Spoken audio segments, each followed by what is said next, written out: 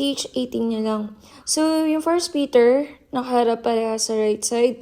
So, ang pag-funnel natin, kukuhain ko na lang yung area dito sa upper part para makapag-clean yung funnel natin at mag-L-shape, parang ganito. So, yun lang po. So, attack na tayo. Sa pag-attack gamit ang RC charge, take note nyo na dapat i-check nyo muna yung range ng mga defense, area defense, para paglapag niya ng RC, hindi dun sa maraming nakahit sa kanya. So, para yung rocket spear natin, ay yung range ay hindi makakapag-hit sa kanya dito. Hit tayo ng monolith kasi malawak yung range ng monolith. Pero kaya naman natin i-sustain as long as nung malapit na tayo at may mga iba ng tumatarget ka RC, inbin na natin siya.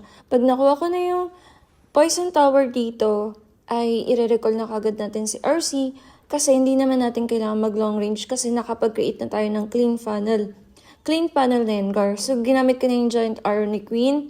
Lagay ako ng Ice Column dito para hindi siya matamaan ng single Inferno Tower. Lagay na rin ako furnace sa gilid. Root Rider, balin muna para pag-check ng airdrops. Bago yung healer. Then, naglagay tayo ng Valkyrie sa upper part para hindi kalat-kalat ng ating mga Valkyrie at yung King ay pumasok sa loob, baka maligaw na naman siya ng landas. So dito guys, alalay lang tayo sa troops natin. Maglagay tayo ng totem and poison dun sa kalaban, si defense. And then maglalagay tayo ng overgrowth dito sa bandang upper part area. Ayan, para hindi magkalat ang ating mga troops. Tapos, ayan guys, alalay-alalay lang tayo sa ating paggamit ng ability. Dito ginamit ko na yung ability ni King banda para matulungan yung ating mga troops sa pagbasag ng defense and buildings. So yan, unti-unting binabasag ng furnace yung single Inferno Tower na natitira dun sa taas. So, dun sa mga nagtatanong ka, bakit may furnace ka? Ba't may furnace ka? Ay may spam ano ka naman, RR and Valkyrie. Yung mga ganitong pagkakataon, nakakatulong din yung isang furnace na yan para sa pag-snipe ng mga ibang defense na hindi nakukuha kagad.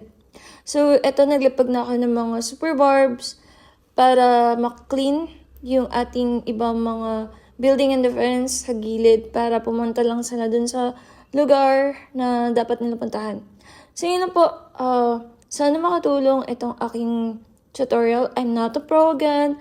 I'm just sharing my experience dito sa pag-attack sa Clash of Clans. So, I hope makatulong. So, if you happen to like this video, please give it a heart. Follow me in my YT channel, Kali Arsa Gaming. Yun lang po. Happy clashing! Bye-bye!